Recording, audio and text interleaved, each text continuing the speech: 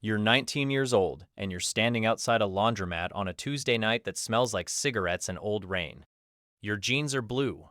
Your sneakers are white and clean because you still care about things like that. Your dark gray hoodie is pulled up even though it isn't cold. You're waiting.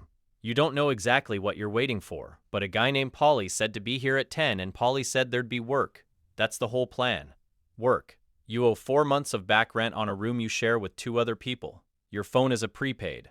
Your bank account is a number you'd rather not think about. So here you are, standing in the dark outside a laundromat, and you tell yourself this is temporary. Just this once. Just until things stabilize. You've been telling yourself that for about 3 weeks now. Paulie introduces you to a man named Carmine. Carmine is maybe 50, wearing a blazer over a collared shirt, and he looks at you the way someone looks at a car they're considering buying. He asks one question. He asks if you're reliable. You say yes. He nods once and that's it. That's the whole interview. You're an associate now. Not a member. Not protected. Not anything official. You're a body they can point at things. The first job is simple. Drive a van from one parking lot to another. Don't ask what's inside. Don't look. Park it. Leave the keys under the floor mat. Take a bus home. You do exactly that. $700 cash appears in an envelope in your mailbox 2 days later. You hold it and stare at it for a long time. Devin Cole is the first person who treats you like a person in this world. He shows up at the same corner 3 weeks later, black hair pushed back, black pants, dark navy shirt, and he just leans against the wall next to you without saying anything for a full minute. Then he says he heard you handled the van thing clean. You say thanks. He hands you a coffee. You drink it. He doesn't ask questions and you don't offer answers, and somehow that makes him the most trustworthy person you've met in months. He'll be there a lot after that. Not always visible, but there. That's just how Devin operates. The associate level has a particular texture to it. Disposable is the word nobody says out loud, but everyone understands. You run errands. You stand outside places. You deliver envelopes, and you don't read what's inside them. One time you hold a door open for 40 minutes while 2 men have a conversation you weren't supposed to hear. And afterward, Carmine gives you an extra 50 and tells you to forget the names. You forget the names. You become very good at selective memory. At a certain point, you realize this isn't a temporary situation anymore. You've been doing this for 9 months. You know the routes. You know the schedules. You know which cops look the other way on which blocks. Temporary turned into something else without you noticing exactly when. Then Carmine sits you down in the back of a restaurant that smells like garlic and old wood. He tells you there's a conversation that needs to happen. A more formal conversation. He says certain people have taken notice. He says you've been solid. He uses that word 3 times. Solid. He tells you that there's a process, that it means something, that once you're on the other side of it, you'll have protections you don't currently have. You'll be a made man, a soldier. You ask what it requires. He looks at you without blinking and says you already know. You do. You've known for a while. Your hands are steady when you nod. Your hands have been steady for about 6 months now. That disturbs you slightly, but you file it away. The ceremony itself is quiet and strange and nothing like what you expected. There's a room. There are men. There's an oath spoken in a language you only half understand, but you understand enough. You're a soldier now. A button man. Good fella. Made. The terminology is almost funny, except none of it is funny at all. What changes immediately is the way people look at you. Other men who barely acknowledged you before now give you a nod. Not warmth, acknowledgement. There's a difference. And the protection is real. Someone tries to shake down a business you're connected to, and 2 phone calls later it stops. No confrontation, no violence, just stops.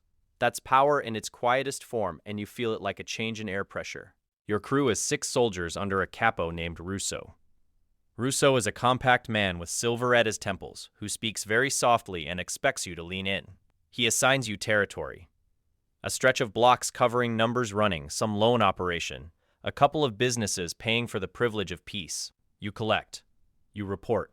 Every week an envelope goes up, part to Russo. Part further up, you keep what's left. It's more than the laundromat nights. It's significantly more. You buy better clothes, but you keep the gray hoodie. You keep the white sneakers. There's something in you that doesn't want to let go of who you were before all this, even as that person becomes harder to locate. Devin is a soldier in a different crew, but your paths cross enough. You'll find him sitting at a bar sometimes, nursing something dark, and he'll slide over a stool without being asked. He's watching you, you realize. Not suspiciously, more like a man watching the weather. He says things occasionally that feel like warnings wrapped in casual conversation. One night he says street work has an expiration date. Says it like he's talking about milk. You drink your beer and don't respond, but you think about it for weeks. 3 years pass. You're 24 now. Your hair is still short and black, same cut, same discipline. You've put on some muscle and lost some sleep. You've seen things you won't describe, even to yourself, in the daylight hours.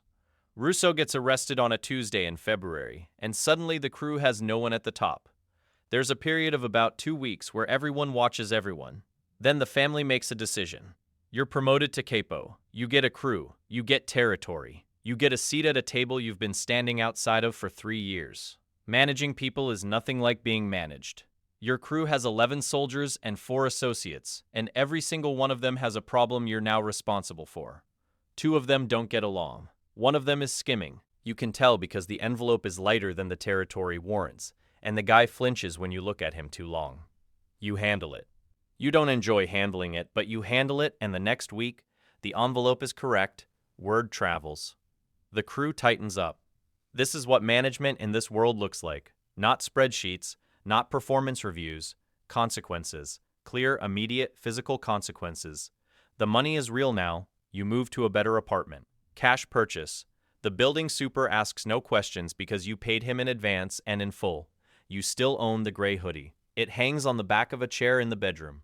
You look at it sometimes. You are running 3 rackets and a quarter of the numbers on the east side, and you're 24 years old, and you own the gray hoodie, and it's the most honest thing in the room. Devin visits once during this period, uninvited, which is unusual for him. He sits in your kitchen in his black pants and dark navy shirt, and he drinks the coffee you make him, and he tells you that Russo cut a deal. Gave up names in exchange for reduced time. You already knew this. Devin looks at you and says you should know which names. You tell him you know. He finishes the coffee and leaves. That's the conversation. That's Devin. The capo life runs for 4 more years. You become fluent in a kind of double-layered thinking where every decision has a street meaning and a strategic meaning, and both have to be correct simultaneously. A family dispute between 2 of your soldiers goes sideways and threatens to pull in another crew. You spend 72 hours working the phones and having quiet conversations in parking garages until it resolves without escalating. The underboss notices. His name is Marcelino, and he is 58 years old and moves like a man who has never once been surprised by anything. He summons you. Not through Russo's replacement, directly. That's the signal. Marcelino tells you there's a structural change coming, that the family is consolidating certain operations, that it requires someone with your particular skill set to step into a coordination role above the capo level. He doesn't say underboss yet. He says the role of consigliere, advisor, strategist, the man with no crew of his own but access to everyone. He says it like it's a promotion. In some ways, it's the most powerful non-boss seat in the room.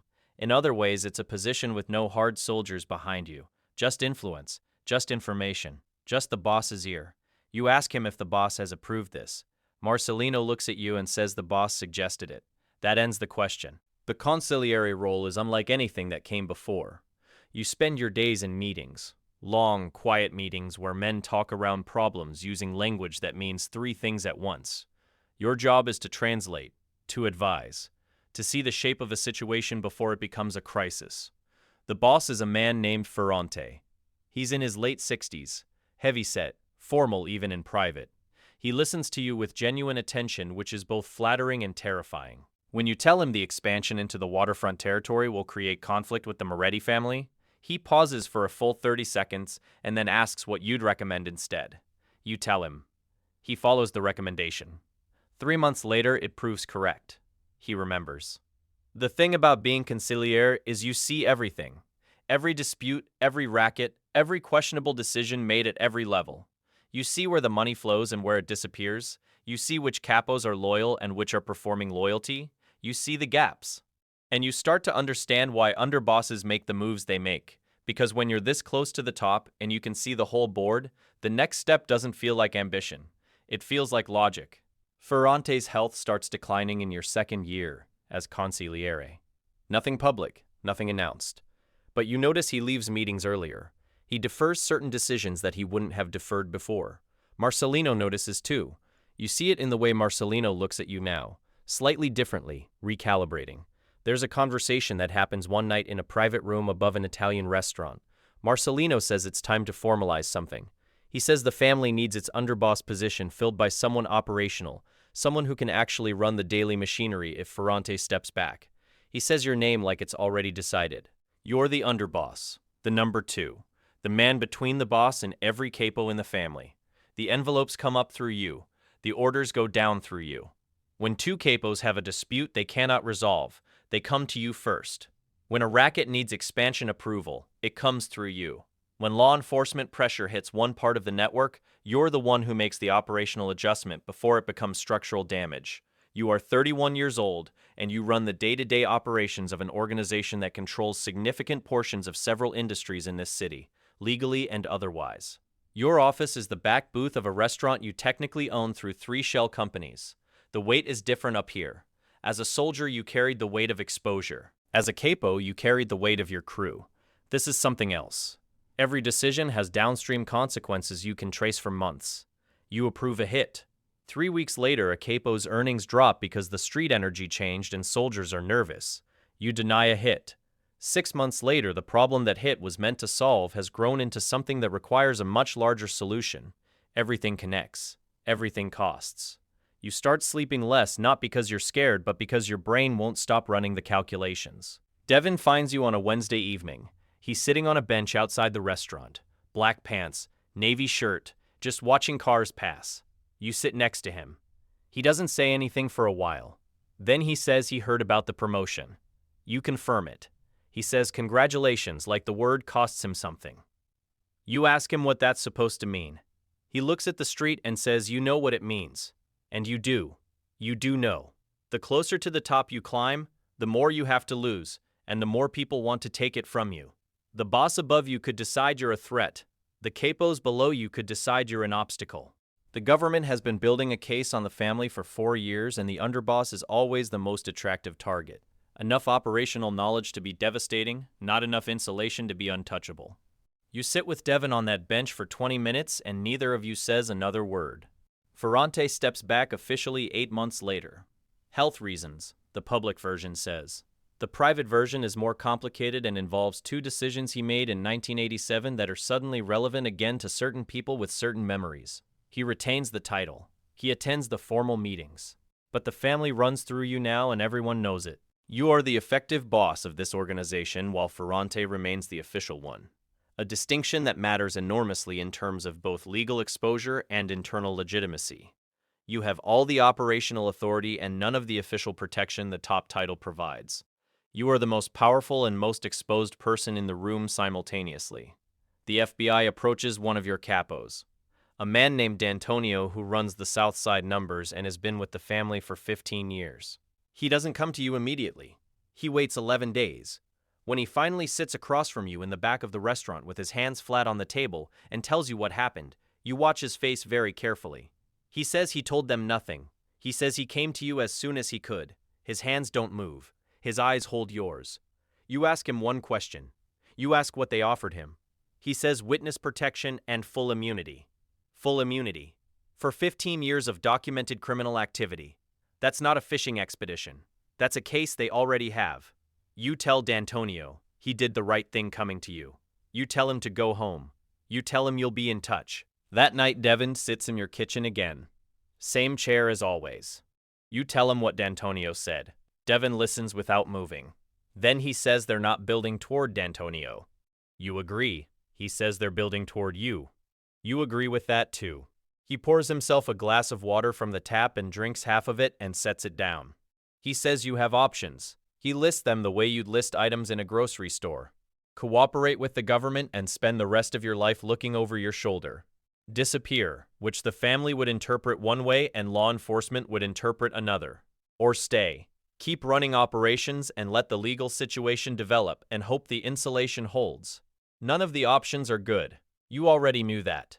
Devin knowing it too doesn't change anything, but somehow it makes it marginally more bearable to sit in this kitchen at midnight and stare at the table. The morning after that conversation, you're back in the restaurant at 9 o'clock. The booth is clean. The coffee is fresh. There's an envelope on the table from a capo in the north who wants authorization to expand into a new territory. There's a message from Ferrante's son asking for a meeting at 3. There's a call from the family's attorney that you haven't returned yet. Your gray hoodie is hanging on the chair at home. Your white sneakers are on your feet. Your hair is still short, still black, same cut you've had since you were 19 years old, standing outside that laundromat. You open the envelope. You read the numbers. You start making decisions.